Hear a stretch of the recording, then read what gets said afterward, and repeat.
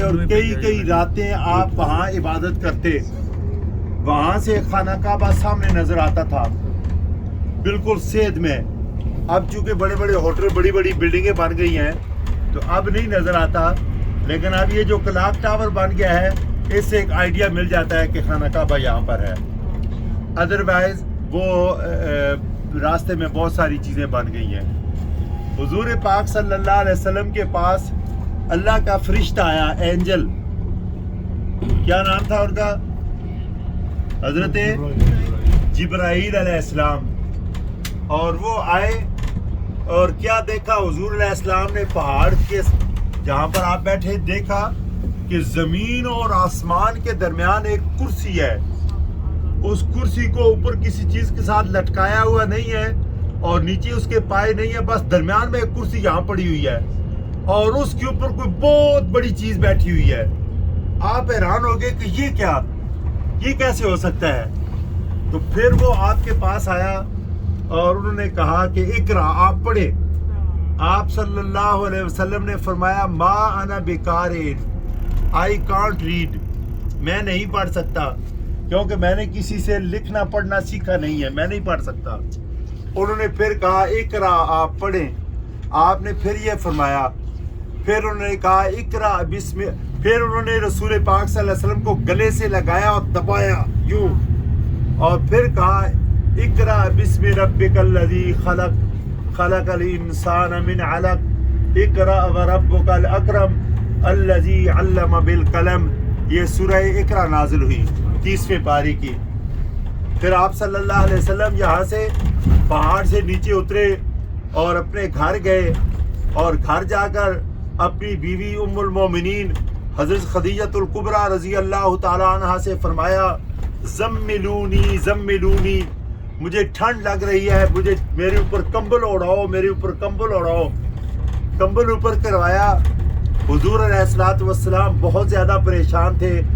حضرت خدیجۃ الکبریٰ رضی اللہ تعالیٰ عنہ نے فرمایا لا یضیعک اللہ، آپ گھبرائے نہیں، آپ کو کچھ نہیں ہوگا. انک لتصل الرحم وتحمل الکلہ وتعین علی نوائب الحق. عدنان صاحب تسی میری گل ہی کوئی نہیں سن رہے، بند کر دئیے. بسم اللہ بسم اللہ. نہیں بند کر جاری رہیں جی. نہیں جی نہیں، میں ریکارڈنگ کر رہا ہوں، لائیو جا رہی ہے فیس بک پہ. فیس بک لائیو جا رہی ہے. انک لتصل الرحم، اے میرے پیارے محبوب صلی اللہ علیہ وسلم آپ صلہ رحمی کرتے ہیں. صلہ رحمی ہوتی ہے رشتہ داروں کے حقوق ادا کرنا، اور آپ بیوہ عورتوں کی مدد کرتے ہیں، آپ یتیموں کا سہارا بنتے ہیں. آپ کو کوئی نقصان نہیں پہنچ سکتا، آپ اتنے اچھے آدمی ہیں. آپ صلی اللہ علیہ وسلم کے یہ اخلاق حضرت خدیجۃ الکبریٰ رضی اللہ تعالیٰ عنہ نے بیان فرمائے. اور پھر کہا کہ میں کچھ انتظام کرتی ہوں، پتہ کرتی ہوں کہ یہ مسئلہ کیا ہوا ہے. پھر وہ اپنے چچا زاد بھائی کے پاس گئیں جو نابینا ہو چکے تھے، اور ان کا نام تھا ورقہ بن نوفل. اور وہ کچھ عرصہ پہلے تو مشرکین عرب کی طرح تھے، لیکن پھر وہ عیسائی ہو گئے تھے. وقد کان تنصرا، وہ نصرانی بن گئے تھے. ان کو جا کر کہا کہ محمد صلی اللہ علیہ وسلم نے یہ دیکھا ہے. تو وہ ساتھ آئے اور انہوں نے ساری بات چیت سن کر یہ کہا کہ اے محمد صلی اللہ علیہ وسلم یہ تو بہت زبردست چیز آپ نے دیکھی ہے. اِنَّ هَذَا، یہ وہ چیز ہے جو اللہ اپنے نبیوں کو دیتا ہے، اور مجھے یقین ہے کہ آپ اللہ کے نبی ہیں. سب سے پہلے انہوں نے بتایا مجھے یقین ہے کہ آپ اللہ کے نبی ہیں صلی اللہ علیہ وسلم. اور فرمایا کاش میری زندگی میرا ساتھ دے، میں آپ کی اس وقت مدد کروں جس وقت مکے کے لوگ آپ کو یہاں سے نکال دیں گے. تو آپ نے فرمایا آوا مخرجی یا ہاذا، اچھا سچ مچ مجھے مکے والے یہاں سے نکال دیں گے؟ انہوں نے کہا کہ اللہ کے نبیوں کے ساتھ جب بھی انہوں نے اپنے دین کی تبلیغ کی تو لوگوں نے یہی سلوک کیا ہے. تو پھر 40 سال کی عمر تھی رسول اللہ صلی اللہ علیہ وسلم کی جب یہ گفتگو ہو رہی تھی.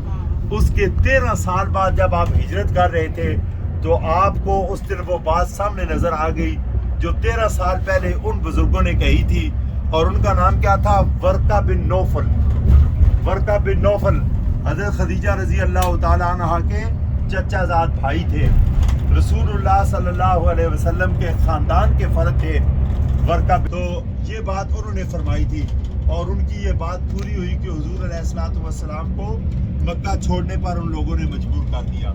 تو یہ ساری سٹوری اس جگہ کی ہے جس جگہ کو نور والا پہاڑ کہتے ہیں اور غار حرا کہتے ہیں۔ ابھی انشاءاللہ تعالیٰ تھوڑی پاس پہنچیں گے اور آپ اس کی زیارت کریں گے اگر کسی کو ہمت ہو تو۔ لیکن اگین مسئلہ یہ ہے کہ کل جمعہ ہے اور جمعے والے دن حرم شریف میں جمعہ پڑھنا سب سے زیادہ ضروری ہے، اور جمعے کے لیے صبح جلدی اندر جانا ضروری ہے، چونکہ ابھی ڈسٹینس پر لوگوں کو بٹھاتے ہیں تو جو کیپیسٹی ہے وہ آدھی رہ گئی ہے، بلکہ آدھی سے بھی کم ہو گئی ہے، تو پھر جگہ نہیں ملتی۔